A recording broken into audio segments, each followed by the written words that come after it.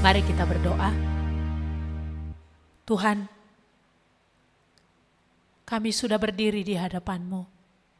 Rindu Engkau berbicara kepada kami. Engkaulah kiranya boleh menolong, supaya telinga yang kami punya benar-benar mendengar. Hati yang kami miliki benar-benar terbuka. Entah apapun yang membuat, jikalau ada yang membuat telinga kami berat untuk mendengar, hati kami kacau sehingga tidak bisa terbuka terhadap firman-Mu. Tuhan, angkatkanlah itu, supaya bisalah kami mendengar Engkau berfirman. Karena Engkau berfirman adalah hal yang berharga Tuhan, melebihi daripada apapun yang mungkin kami harapkan di bumi ini. Berkatilah kami Tuhan, berbicaralah Engkau kepada kami. Roh-Mu yang kuduslah kiranya bekerja di tengah-tengah kami, memberikan pengertian sesuai dengan apa yang Engkau inginkan untuk kami pahami bagi pribadi ke pribadi kami saat ini, baik kami yang ada di sini dan juga bagi saudara-saudari kami yang mengikutinya secara live streaming dari rumah mereka. Terima kasih Tuhan, hamba-Mu yang hina dan terbatas ini, yang penuh kekurangan ini, menyerahkan diri kepada Engkau, supaya Roh-Mu yang kuduslah kiranya akan memakai dia dengan tidak terbatas untuk menyampaikan apa yang Tuhan inginkan. Di dalam nama Tuhan Yesus kami berdoa. Amin. Persilakan duduk kembali.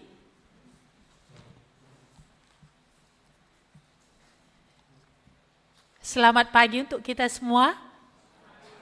Iya. Pagi ini kita akan belajar firman Tuhan dari kitab Amsal. Amsal 3 ayat 1 sampai ayat yang ke-10 yang kita akan baca. Amsal 3 ayat 1 sampai 10. Di sini temanya berkat dan hikmat. Iya. Saya akan bacakan untuk kita semua. Hai anakku, janganlah engkau melupakan ajaranku, dan biarlah hatimu memelihara perintahku, karena panjang umur dan lanjut usia serta sejahtera akan ditambahkannya kepadamu. Janganlah kiranya kasih dan setia meninggalkan engkau.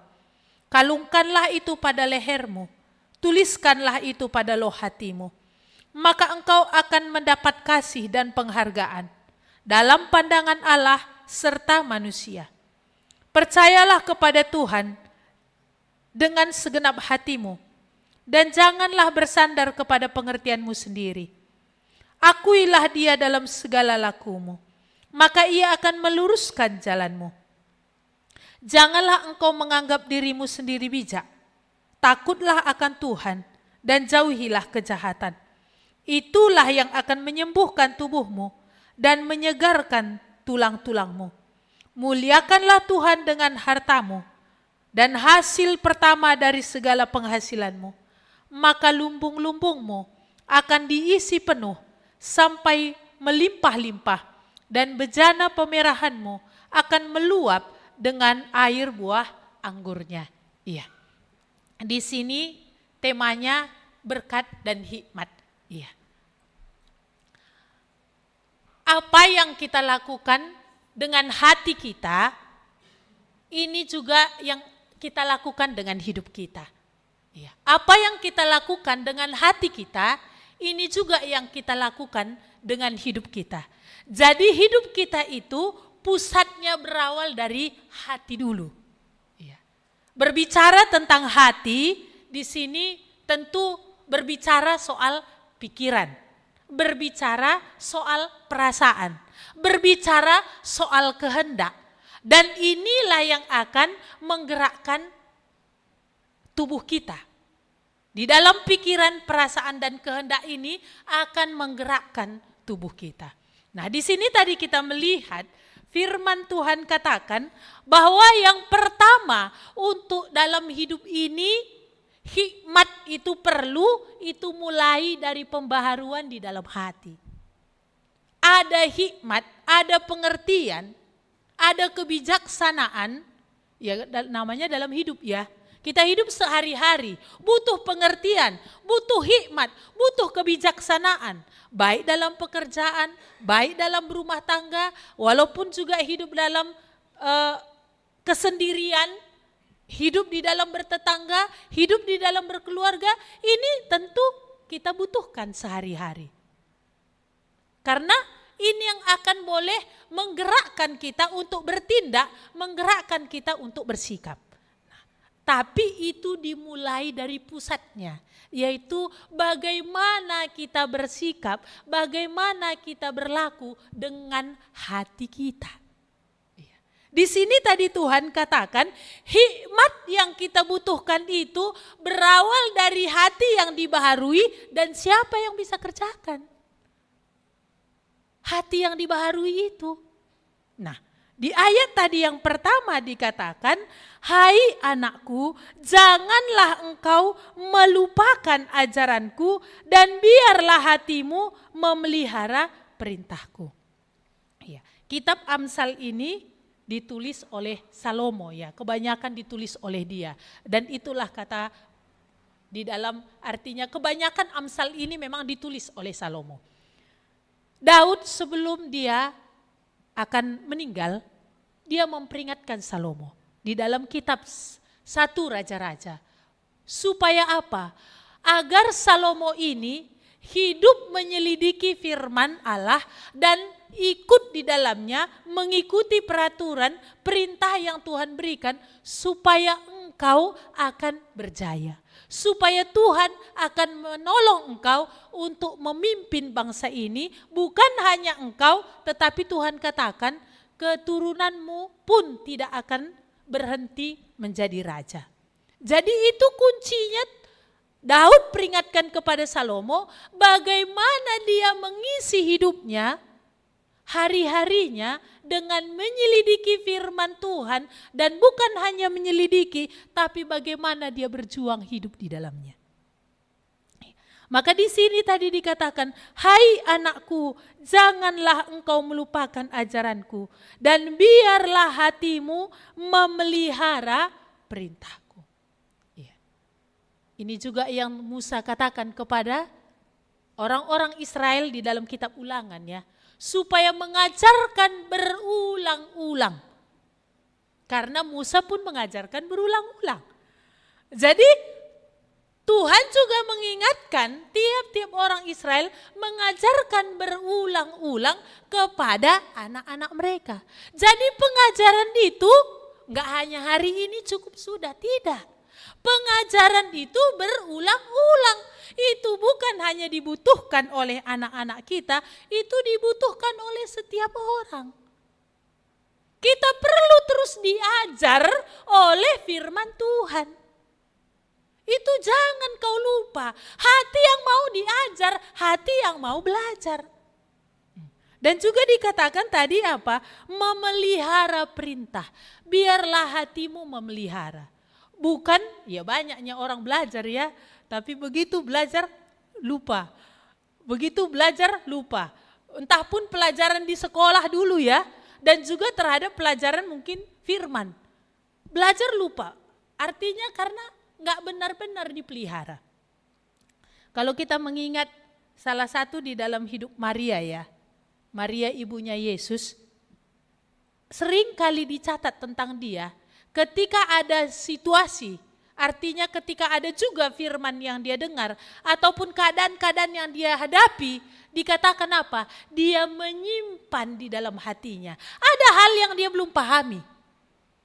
Ketika Yesus berkata waktu usianya 12 tahun, dia ditemukan di bait Allah. Waktu itu dia sedang berbicara dengan ahli-ahli ulama. Aduh anakku, kami udah capek loh cari engkau, kata Maria. Lalu dia bilang, mengapa engkau mencari aku? Bukankah aku harus ada di rumah Bapakku? Sebenarnya waktu itu Maria belum mengerti sekali. Tetapi dia menyimpan. Seringkali dikatakan dia menyimpan. Jadi di sini tadi bagaimana sebenarnya kita terhadap hati kita? Apakah firman Tuhan itu kita simpan? Di sini tadi juga dikatakannya di ayat yang ke-11, hai anakku, walaupun tadi kita nggak baca, nanti Bapak Ibu bisa baca selesai pasal ini. Kalau kita baca semua nanti kita cuma baca lalu pulang. Gitu ya. Jadi Bapak Ibu nanti baca selesaikan pasal yang ketiga ini. Hai anakku, janganlah engkau menolak didikan Tuhan dan janganlah engkau bosan akan peringatannya, karena Tuhan memberi ajaran kepada yang dikasihinya seperti seorang ayah kepada anak yang disayanginya. Jadi kalau anak, kalau dia sudah anak pasti akan diajar bapaknya. Iya, di bumi ini ya kita lihat ya, sejelek-jelek bapak dan seburuk-buruk anak tetap ada pengajaran kan. Walaupun itu mungkin entah ada cuma sekali sehari ataupun sekali seminggu karena banyaknya diam. Itu bapak yang buruk itu atau anak pun yang buruk. Tapi yang jelas kalau namanya anak yang punya relasi dengan bapak, punya hubungan yaitu dia anak, pasti ada pengajaran. Dan pengajaran itu hanya diberikan kepada anak. Apakah kita melihat, ya kalau nggak anak kita kan nggak kita ajarkan, sekedar nasihat sebentar aja dia terima, oke. Tapi kalau nggak dia terima, ya nanti pikirkan lagi seperti itu ya. Tapi kalau terhadap anak, terima nggak terima, pengajaran itu tetap diberikan. Kenapa? Karena ini anakku, aku punya hubungan dengan dia. Jadi Tuhan pun memberikan pengajaran itu kepada anaknya. Maka salah satu ciri anak itu adalah apa? Pasti rindu pengajaran bapaknya. Iya. Pingin pengajaran bapaknya. Jadi kalau sejak artinya kita pernah mengaku aku menjadikan engkau Tuhan, sejak saat itu sampai hari ini tidak pernah ada kerinduan. Aneh juga ya. Ini Bapak beneran gak sih gitu ya? Atau gimana gitu? Jangan engkau menolak didikan. Didikan Tuhan, jangan engkau bosan. Tuhan bilang. Karena anak pasti akan dididik. Bukankah hal yang spesial ya? Tuhan hanya memberikan pengajaran kepada anak. Memang firman dia beritakan kepada semua orang. Tapi ajaran yang konsisten itu hanya kepada anak. Itulah spesialnya, punya hubungan dengan Tuhan. Dan itu hanya terjalin ketika seseorang sudah diperdamaikan dengan Kristus ya. Kita lihat ketika Yesus datang ke dalam dunia. Dia sebenarnya memang memberitakan Injil ke desa, kota, seluruh wilayah Yerusalem dan Samaria itu dia datangi. Tapi pengajaran yang intens, yang terus menerus itu tetap dia lakukan hanya bagi murid. Itu tetap. Tapi pemberitaan firman dia beritakan kepada semua orang. Tetapi untuk murid-murid ini spesial. Apakah kita melihat ini hal yang spesial? Tuhan mengajar. Dan dikatakan tadi dalam pengajaran akan menambah pengetahuan. Akan menambah hikmat. Tidak ada pengajaran tidak menambah. Entah pun itu di sekolah ya, sedikit banyaknya pasti ada tambah pengetahuan. Maka di sini tadi juga dikatakan di dalam ayat yang ke-13, berbahagialah orang yang mendapatkan hikmat. Orang yang belajar kepada Tuhan, orang yang mendengarkan firman Tuhan pasti mendapatkan hikmat, pasti mendapatkan pengertian. Dan akan ada nanti buahnya.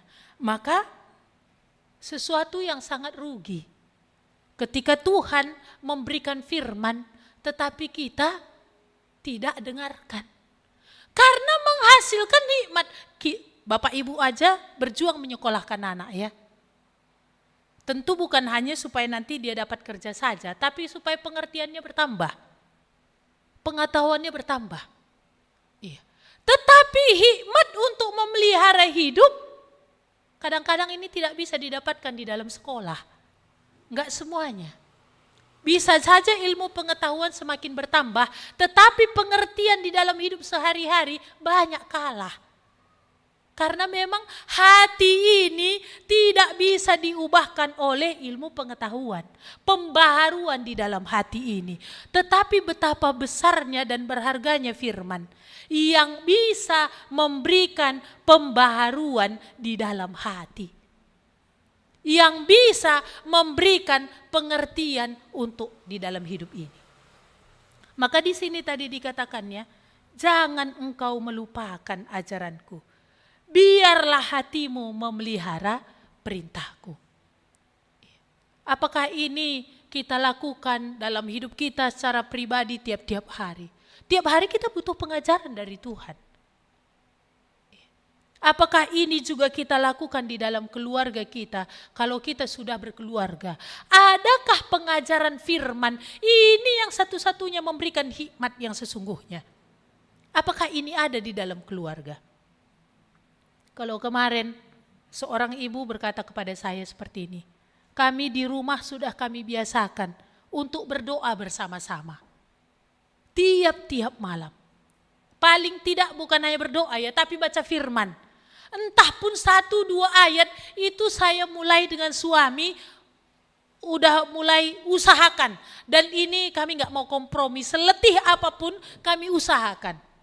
Dan yang saya lihat dia bilang, adanya dalam diri anak-anak ini sesuatu yang berbeda. Paling enggak dia bilang apa? Paling enggak dia sudah tahu tiap malam itu kami harus bersama. Dan di situ mereka banyak bercerita satu dengan yang lain. Selain doa di antara mereka. Ini salah satu hikmat membangun hubungan.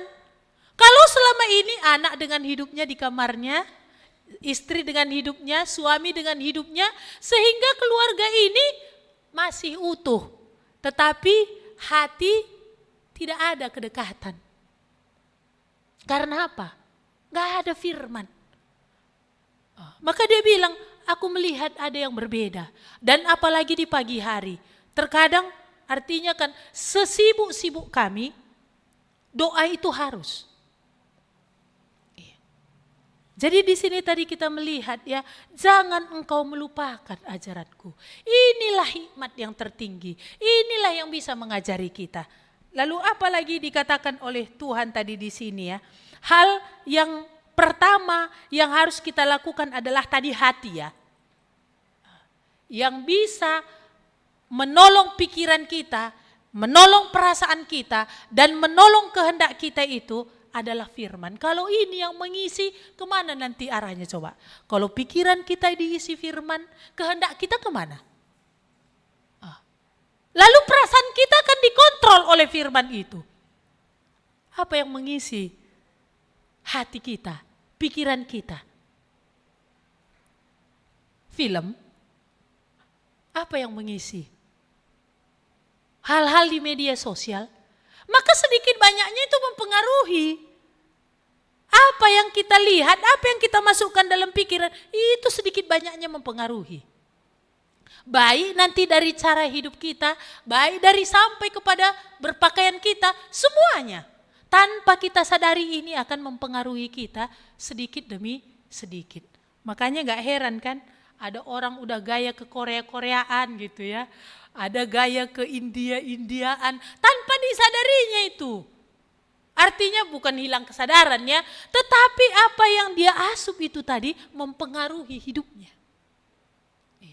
Apalagi kalau yang diisi apa? Ya perkataan di kedai kopi banyak kan gitu ya. Kalau ke sana sering kita membangun hubungan kan. Ini sedikit banyaknya kan mempengaruhi. Tapi kalau firman Tuhan tadi yang mengisi, ini akan mempengaruhi perasaan kita, ini akan mempengaruhi kehendak kita, dan ini yang akan mempengaruhi tindakan-tindakan kita. Apalagi yang Tuhan katakan tadi, yang pertama harus kita pikirkan soal hati adalah ayat yang ketiga. Dikatakan, janganlah kiranya kasih dan setia meninggalkan engkau. Kalungkanlah itu pada lehermu, tuliskanlah itu pada loh hatimu. Ini juga harus Tuhan katakan benar-benar menjadi perjuangan. Ini bukan pilihan. bisa enggak, bisa iya, tidak. Tetapi Tuhan mau ini sesuatu yang harus kamu kejar dan perjuangkan. Kenapa? Karena Allah itu sendiri adalah kasih. Allah itu sendiri adalah Allah yang berkorban. Allah itu sendiri adalah Allah yang berjuang untuk kita. Dalam kasih tentu ada perjuangan. Dalam kasih tentu ada pengorbanan. Dan dikatakan tadi di sini, dikatakan bahwa apa? Janganlah kiranya kasih dan setia meninggalkan engkau. Walaupun kasih dan setia ini berbeda, tetapi ini gak bisa terpisah. Kasih dan setia ini beda, tapi ini gak bisa dipisahkan. Kalau hanya setia dan kasih, ini capek. Dalam rumah tangga kalau hanya setia doang gak ada kasih, gimana? Setia kepada janji ya, dalam susah senang. Artinya gak akan ada perceraian sampai maut memisahkan. Hanya karena itulah bertahan, gimana, berat kan? Karena apa? Setia. Ya memang gak ada perceraian. Mungkin gak ada wanita lain juga di luar sana. Tapi hanya kesetiaan, tidak ada lagi kasih. Apalagi ya karena ada anak. Ini kayak mana menjalaninya ini ya? Berat. Kalau cuma setia saja itu namanya perbudakan. Itu tekanan. Itu namanya letih. Tetapi Tuhan katakan di sini harus ada kasih. Maka kasih itu adalah pengorbanan. Kasih ini tadi di dalam berkorban ada di sana kekuatan. Ini yang Tuhan kerjakan kepada kita. Mengapa dia sanggup untuk bisa naik ke kayu salib? Dengan hebatnya perjuangan ke sana. Karena Kristus mengasihi Bapa. Dia menaati Bapa karena kasih tadi memberikan kekuatan, dorongan. Ya, kamu di sini banyak menjadi orang tua ya. Memiliki anak. Ini contoh yang sederhana ketika mengasihi ya. Ketika anak sakit, 2 hari pun opname, enggak tidur 1 detik pun, gimana di dalam hati? Ada enggak semangat? Ada enggak kekuatan? Walaupun ada keletihan, tetapi kalau orang tua tadi mengasihi, pasti ada kekuatan. Iya. Seorang ibu pernah bercerita kepada saya, anak saya dulu lahir prematur, dia bilang. 3 bulan aku harus merawat dia. Dia di inkubator, dia bilang. Sampai kakiku bengkak karena jam tidurku itu kurang. Tetapi ada semangat. Kenapa? Aku mengasihi anakku ini. Jadi kalau enggak ada semangat berkorban untuk suami dan istri, yang perlu diperiksa apa? Setia mungkin masih iya. Tetapi apa yang hilang di sana? Kasih enggak ada lagi. Iya. Kalau sudah berat, udah merasa berat nyuci bajunya gitu kan. Kenapa? Ini udah merasa berat masak nasinya, ataupun suami pun udah seperti itu ya. Udah merasa berat tanggungan itu, pekerjaan itu. Merasa berat.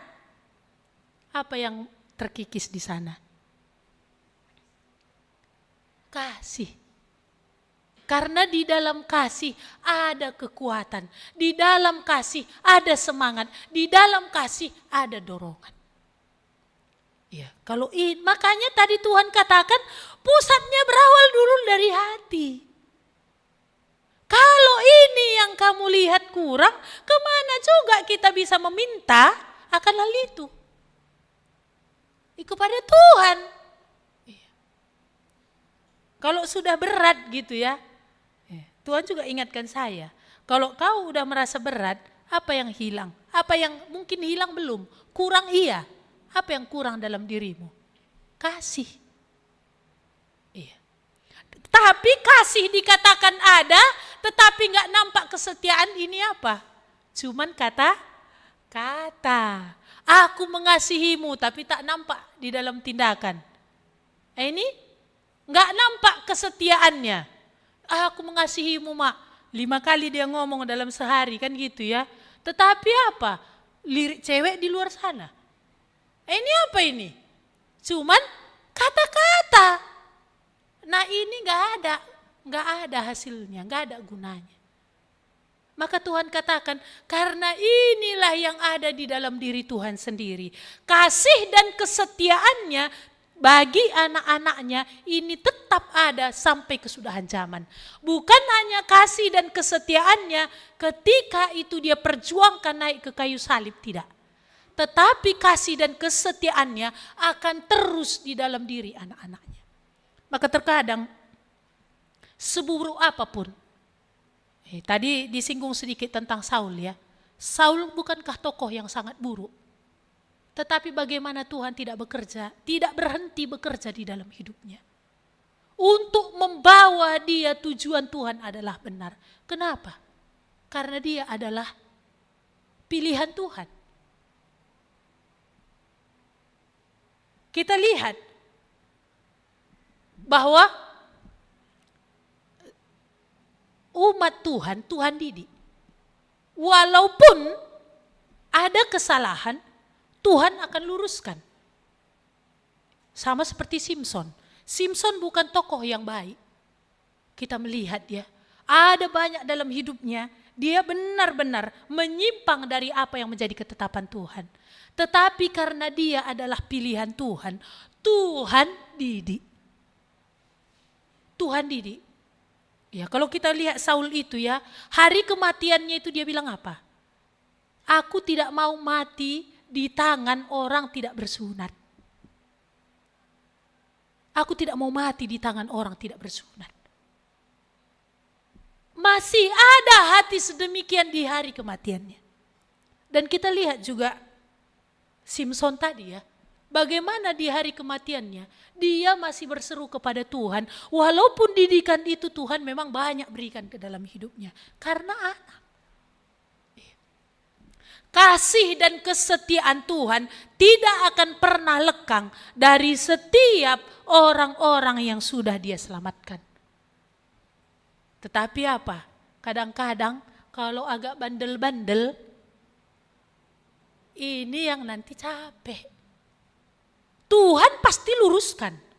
Maka kalau ada hidup orang tidak benar dan tidak ada apa-apa di situ didikan, hati pun tidak ada tertekan gitu ya, keadaan pun aman, ini bingung juga kita.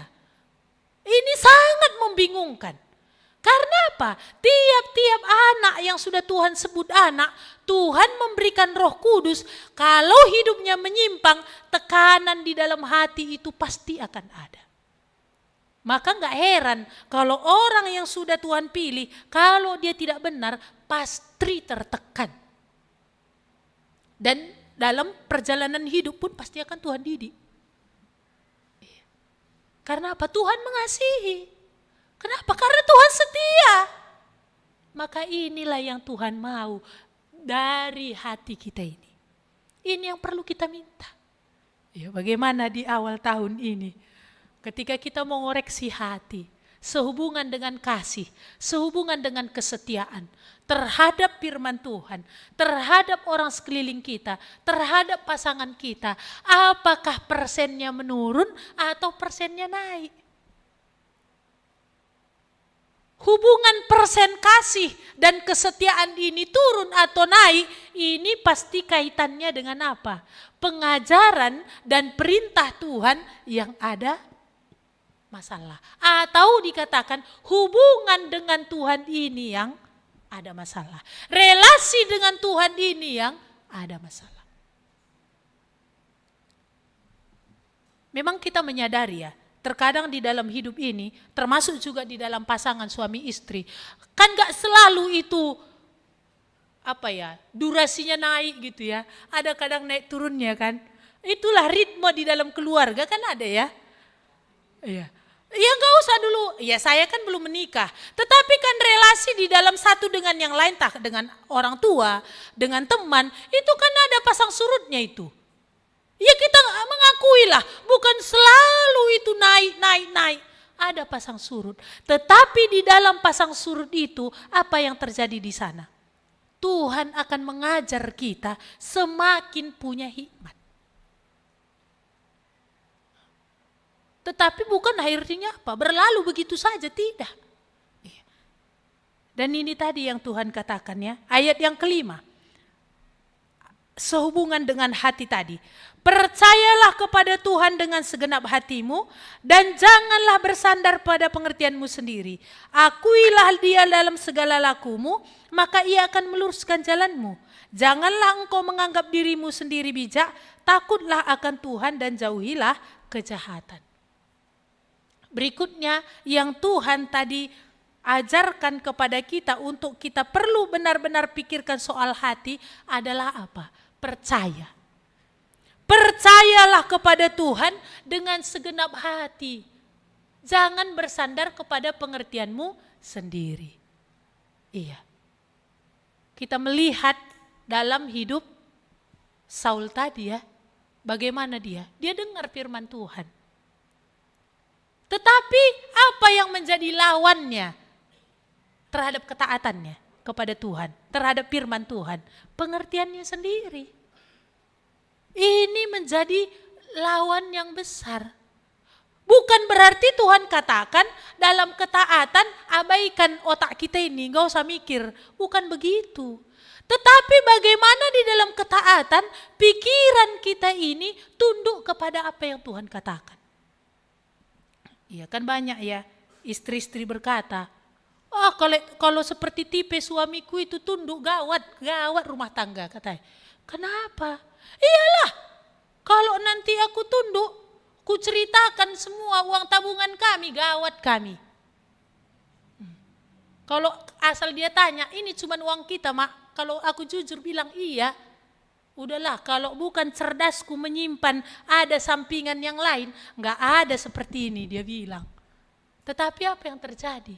Dia capek menyimpan sampai nggak tahu lagi dia sempat pernah dia nggak tahu udah di kasur uangnya ini dia mau beresi kasur, rupanya di bawah kasur ini ada uang 700.000 yang dia sendiri udah lupa. Cobalah, rugi nggak sama dia? Tadi dia mau menyelamatkan dari suaminya, sebenarnya Tuhan sudah tunjukkan ini saja pun kalau aku tidak tunjukkan sudah leong kan 700. Ini kan pengertian sendiri ya. Enggak ada hati yang benar-benar percaya kepada Tuhan. Saya terkesan ketika apa yang Pak Bangun katakan ya waktu itu, salah satu seorang ibu dari Brastagi itu ya. Dikatakan bahwa apa? Ketika dia bertobat, Tuhan katakan hormati suamimu. Salah satunya apa? Tuhan ingatkan waktu itu sama dia, soal keuangan kau terbuka. Suaminya pemain judi. Kalau terbuka gimana ini? Logikanya main. Tapi Tuhan katakan kau harus terbuka. Telanjang itu gak ada rahasia. Maka apa? Mulai ditunjukkan ini uang tabung, artinya uang tabungan. Tunjukkan ini semua. Memang dipakai. Dipakai main judi. Tetapi bukankah di perjudian itu Tuhan berbicara? Iya. Kemana otakmu kan Tuhan bilang ya. Tuhan bilang gitu. Kau cari uang ini, istrimu cari. Kau habis-habiskan di meja judi. Siapa yang bisa berbicara? Siapa lakukan itu? Banyak ibu-ibu yang merasa cerdik. Merasa pintar. Dengan seperti ini tadi. Tuhan katakan, percayalah kepada Tuhan segenap. Ini hati. Jangan bersandar kepada pengertianmu sendiri. Ini kalau aku terus berkorban ini menjajah ini, gak tahu diri nih. Kan gitu ya. Kalau ini aku terus lakukan ini makin gak peduli nih. Tetapi Tuhan katakan apa?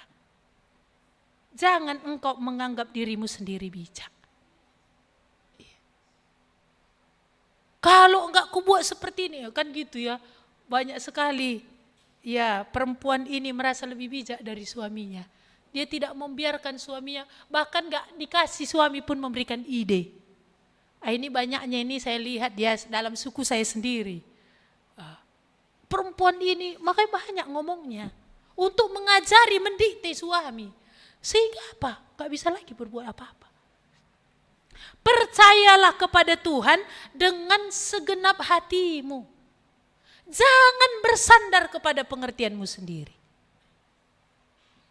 Libatkan Tuhan dalam segala lakumu, Ia akan meluruskan jalanmu. Iya. Apakah ini soal hati? Kita melibatkan Tuhan di dalam seluruh laku kita. Dan apalagi yang Tuhan katakan di ayat yang ke-21. Hai anakku, janganlah pertimbangan dan kebijaksanaan itu menjauh dari matamu. Peliharalah itu, maka itu akan menjadi kehidupan bagi jiwamu dan perhiasan bagi lehermu. Jangan pertimbangan dan kebijaksanaan. Ini berawal dari pikiran tadi juga, dari hati tadi juga. Bagaimana kita benar-benar bertindak itu nggak sukanya spontan. Ngomongnya nggak berspontan, tindakan pun nggak spontan. Tapi ada waktu di mana memang benar-benar memikirkan di hadapan Tuhan. Maka Tuhan bilang berawal dari hati, bagaimana kita terhadap Tuhan. Iya. Maka kita melihat apa yang akan dihasilkan. Ketika hati kita tadi seperti ini, apa yang akan Tuhan kerjakan? Hasil. Bukan apa artinya buah ya. Bukan ini yang kita kejar, tetapi kalau ini yang kita lakukan, bagaimana kita tidak melupakan pengajaran Tuhan, bagaimana kita juga memelihara perintahnya, bagaimana kita tidak menolak didikan Tuhan, bagaimana kita tidak bosan diperingatkan. Tuhan katakan apa menjadi buahnya. Di ayat yang ke-2. Panjang umur dan lanjut usia, serta sejahtera akan ditambahkannya kepadamu. Ini lagu tiap ulang tahunnya, panjang umurnya, gitu ya. Tambah, berarti tambah itu apa? Dinaikkan dari yang seharusnya tadi. Jadi dikatakan karena panjang umur dan lanjut usia serta sejahtera. Kalau panjang juga tapi nggak ada sejahtera ya. Nggak tenang, ngapain juga panjang-panjang ya. Gelisah, kacau. Ya kan? Tetapi ketika hati kita tadi dibenahi dan itu hanya bisa lakukan firman Tuhan. Apa tadi yang dihasilkannya? Sejahtera. Ketenangan. Ketentraman yang menghasilkan Tuhan katakan apa? Panjang umur, lanjut usia. Iya. Ini kayak mana ya? Ya walaupun perlu juga soal makanan tadi ya. Tentu juga kalau orang hidupnya dikontrol oleh firman Tuhan, dalam hal makan pun kan terkontrol ya. Itu pun kan pikiran tadi dikuasai, perasaan juga dikendalikan, kan kehendak pun dikendalikan. Sampai dalam hal makanan. Iya. Apalagi dikatakan tadi oleh Tuhan di sini. Di ayat yang ke-6 tadi, Ia akan meluruskan jalanmu. Dan juga dikatakan ayat 8, inilah yang akan menyembuhkan tulangmu dan menyembuhkan tubuhmu dan menyegarkan tulang-tulang. Jadi kalau hidup orang diisi terus oleh firman, firman itu akan mempengaruhi hidupnya. Ini pun akan menolong tadi dia dari segi perasaan dan juga kehendaknya. Ini akan tertolong tubuh ini. Maka yang stres-stres baca aja firman Tuhan. Ya. Iya kalau lari pun ke dokter, itu enggak jalan keluar itu. Itu hanya sementara itu. Hanya akan memberikan ketenangan sesaat. Jangan lari ke rokok ya. Apalagi ke narkoba. Ya.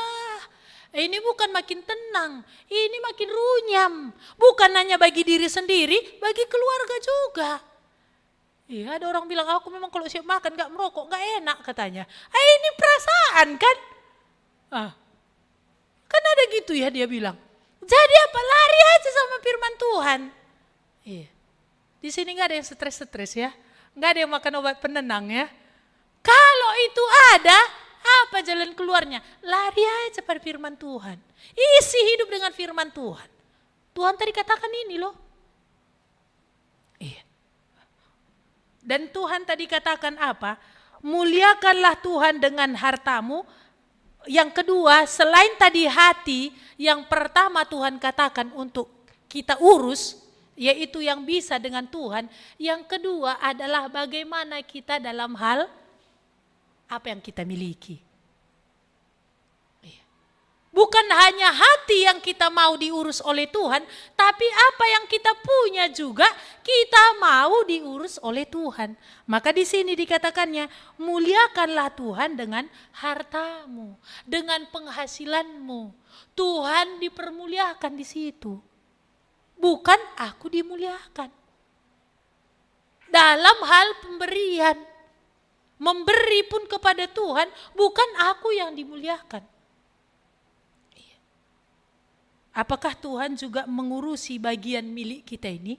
Di mana Tuhan dimuliakan lewat apa yang kita miliki? Lewat harta yang kita miliki, lewat pekerjaan yang kita miliki, mulia gak Tuhan di situ? Lewat uang yang kita punya, maka seseorang itu terlihat hidupnya tadi dengan Tuhan ini, salah satu adalah gimana dia mengurus keuangannya. Apakah dalam keuangannya itu benar dia di hadapan Tuhan? Maka seseorang itu cintanya pun kepada istrinya makin terlihat dari uang yang dia, artinya kalau gitu makin banyak lah, bukan seperti itu maksudnya ya. Dari segi apa? Dia berjuang untuk memberi. Jadi kalau dia bilang aku mencintai istriku, uangnya dia simpan-simpan tersembunyi, nggak ada itu. Apalagi beda kantong, wah itu cuman setia tadi tuh yang ada, kasih itu nggak ada. Maka dari yang dimiliki, ini memang Tuhan mulia. Bagaimana kita yang di sini ya? Maka seseorang itu kalau dia makin hidup yang berhikmat tadi, semua bagian dia mau diatur oleh Tuhan. Ya, bukan hanya harta saja yang kita miliki, anak semuanya. Ya. Maka apa Tuhan tadi katakan di sini? Maka lumbung-lumbungmu akan diisi penuh sampai melimpah-limpah, dan bejana pemerahanmu akan meluap dengan air buah anggurnya. Firman Tuhan katakan, ketika kita memuliakan Tuhan dengan harta kita, nggak akan mungkin Tuhan buat makin kering. Tapi kalau uang ini pun kita nggak beres, bagaimana Tuhan mau tambah? Kalau kitanya di situ yang makin mulia, keakuan kitanya di situ makin tinggi, bagaimana Tuhan mau tambah? Lalu kenapa orang di luar sana yang gak kenal Tuhan bisa begitu? Ya bukan anak. Kalau gak anak ngapain juga Tuhan urusi? Nanti di kekekalan dia bilang apa? Tuhan kau gak baik katanya pula kan? Maka Tuhan kasihlah dia berkat. Sehingga apa? Gak bisa nanti dipungkiri lagi Tuhan gak baik. Berkat dia dapatkan, kesehatan dia punya. Tetapi kalau anak Tuhan, ketika dia tidak benar di dalam hal uang, ini seringkali Tuhan keringkan. Iya, jadi kalau ada kekeringan, kalau dia anak, ini selidiki.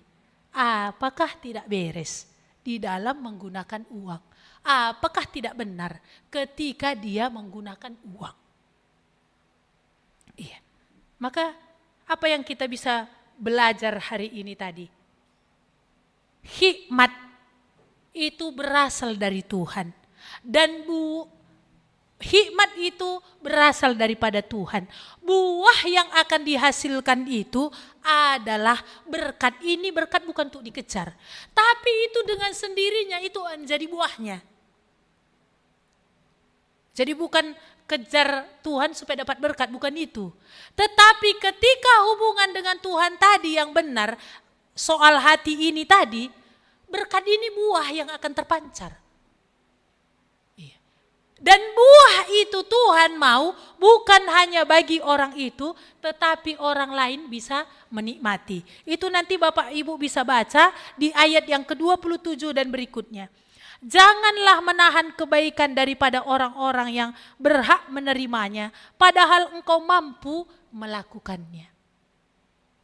Hubungan seseorang dengan Tuhan, hikmat yang semakin bertambah, pengertian yang semakin ada, orang lain pun bisa akan nikmati. Iya. Anak-anaknya yang dekat dengan dia, orang yang di sekelilingnya. Jadi apa yang bisa kita belajar pagi hari ini?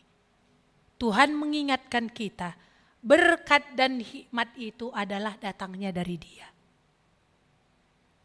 Dan ini tidak ada di dalam diri orang yang di luar Tuhan. Berkat dan hikmat bisa saja secara materi dia punya, tetapi hikmat itu tidak ada. Makanya bisa saja dari segi keuangan dia banyak, tapi keluarga berantakan. Bisa saja dari pekerjaan dia hebat, tetapi rumah tangganya kacau balau.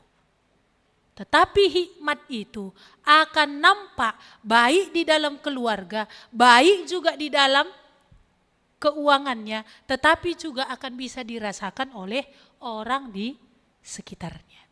Itu hanya bisa datang dari Tuhan. Jadi bagaimanakah kita di dalam hidup kita selama ini? Kalau kemarin tahun 2023 dan ini masih awal tahun 2024. Apa yang perlu di dalam hidup kita? Bagaimana kita terus menata hati? Dalam hati tadi ada pikiran, perasaan, dan kehendak. Menata hati ini tidak ada yang bisa tata selain daripada hubungan kita dengan Tuhan. Bukan hanya sekedar mendengar, tetapi bagaimana kita memelihara firman, bagaimana kita mau ditegur, dan bagaimana kita mau diluruskan, dan bagaimana hati kita yang mau percaya, dan bagaimana kita meminta supaya Tuhan tambahkan kasih. Kasih itu gak plek langsung datang. Tetapi kasih itu akan seiring hubungan kita dengan Tuhan, dan bagaimana juga kita meminta kepada Tuhan. Ini sesuatu yang harus kita terus minta kepada Tuhan. Beri aku mengasihi Tuhan. Itu harus menjadi topik doa terus menerus. Beri aku hati mengasihi. Iya. Dan yang kedua tadi yang bisa kita belajar. Selain bukan hanya menata hati kita dengan Tuhan. Bagaimana kita mau dalam apa yang kita miliki. Tuhan di situ yang dimuliakan. Kita benar di dalam apa yang kita miliki. Kalau kemarin ada seorang ibu dari tebing, dia berkata, apa yang kusyukuri tahun 2023 ini, dia bilang, 23 yang lalu dia bilang, baru sepanjang pertobatanku, baru tahun 2023 yang lalu dalam hal keuangan aku tanya Tuhan. Dan memang aku rasakan sangat berbeda dari tahun-tahun sebelum itu, karena aku pikir dulu kalau keuangan yang aku yang atur. Masa ini perlu ini sampai tanya Tuhan, tapi hari ini mungkin bagi orang konyol dia katakan. Tetapi aku sungguh bertanya, dalam hal membeli tempat tidur anak pun kami sudah mulai bertanya. Dan kami melihat ada banyak hal sudah Tuhan kerjakan justru dalam kami menata keuangan. Jadi ada orang seperti ini, bukan dia enggak belajar firman, tapi bagian yang dia miliki ini, dia tidak mau Tuhan di situ yang berkuasa. Maka ngaco. Iya, uang itu enggak tahu arahnya kemana. Dan ini kan menjadi sesuatu yang merusak juga. Maka apa yang akan dihasilkan ketika kita menata hati terhadap firman Tuhan, ketika kita mau ditata oleh Tuhan dalam apa yang kita miliki, apa dikatakan firman tadi? Berkat itu buah, itu akan menjadi hasil. Bukan itu yang kita kejar, tetapi itu yang akan hasilnya. Apa tadi? Sejahtera, ada ketentraman, ada ketenangan, ada tadi umur semakin ditambahkan.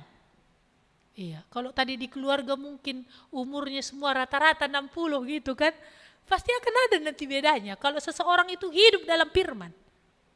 Tuhan bilang, Tuhan tambahkan, apalagi tadi dikatanya, jalanmu akan diluruskan. Ada banyak kita berpikir jalan kita lurus, kalau bukan Tuhan yang meluruskan, bisa ini gak benar. Apalagi yang Tuhan tadi katakan, bahwa tubuhmu akan disembuhkan, tulang-tulangmu akan disegarkan. Dan juga penghasilanmu, lumbung-lumbungmu akan melimpah-limpah. Tuhan katakan, kamu tidak akan kekurangan. Bahkan Tuhan katakan melimpah berarti apa? Kamu lebih dari cukup.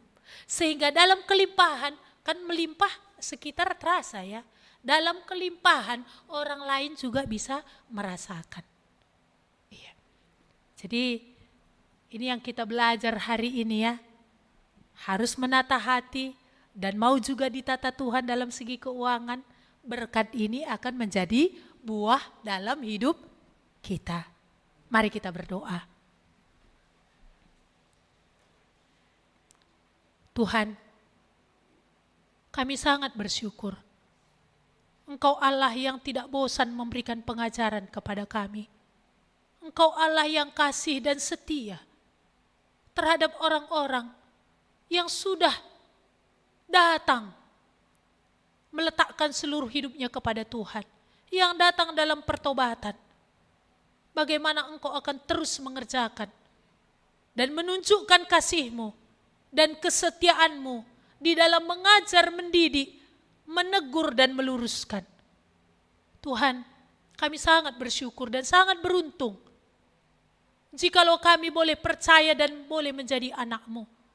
Kami memiliki firman yang boleh menjadi hikmat, yang akan bisa menolong kami, menata pikiran kami, menata perasaan kami, menata kehendak kami, untuk boleh berjalan di jalan yang lurus. Kami berdoa Tuhan, Roh-Mu yang kuduslah bekerja, sehingga kami melihat keistimewaan yang Kau sediakan. Kami sebagai anak-anak-Mu yang sudah Engkau selamatkan, supaya kami melihat firman-Mu ini begitu berharga dan mahal. Supaya benar-benar ini yang menjadi perjuangan kami. Membangun hubungan, membangun relasi terus-menerus dengan Engkau. Dan bukan membiarkan pikiran kami diisi oleh hal-hal yang dari dunia ini ya Tuhan lebih banyak. Kami bersyukur Engkau Allah yang berkata hari ini, ketika hati kami mau kami ditata oleh Engkau, ketika milik kami juga kami mau diatur oleh Engkau, berkat itu akan menjadi buah yang akan muncul sendirinya keluar dari hidup kami ya Tuhan. Baik itu kesejahteraan, ketenangan, baik itu visi yang semakin disegarkan. Oleh karena pikiran yang makin Tuhan tolong, baik juga di dalam hal kebutuhan kami tidak kekurangan. Engkau Allah yang berjanji dan Engkau akan menepati. Karena itu kami berdoa, tolonglah Tuhan, supaya benar-benar telinga kami mendengar. Kalau ada selama ini, dalam hal menata hati ini kami tidak benar-benar datang kepada Engkau dengan sungguh-sungguh. Biarlah Tuhan, lewat firman-Mu ini, kami berbalik kepada Engkau dengan segenap hati. Dan kembali membangun hubungan dengan Tuhan dalam keseriusan tiap-tiap hari. Baik pribadi kami, baik di dalam keluarga kami. Terima kasih Tuhan, Roh-Mu yang kuduslah meneruskan firman yang sudah kami dengar, yang sudah diperdengarkan kepada kami semuanya.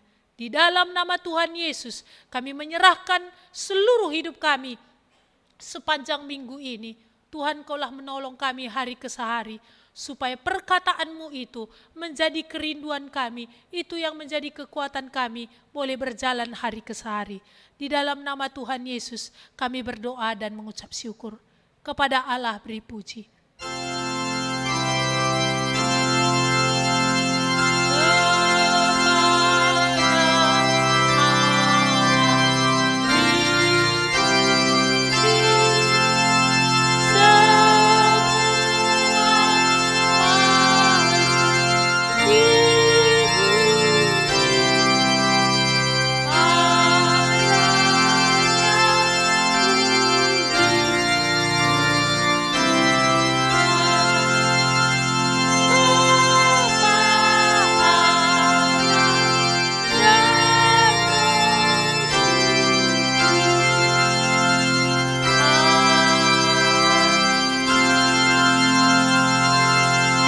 Amin. Selamat hari Minggu untuk kita semua.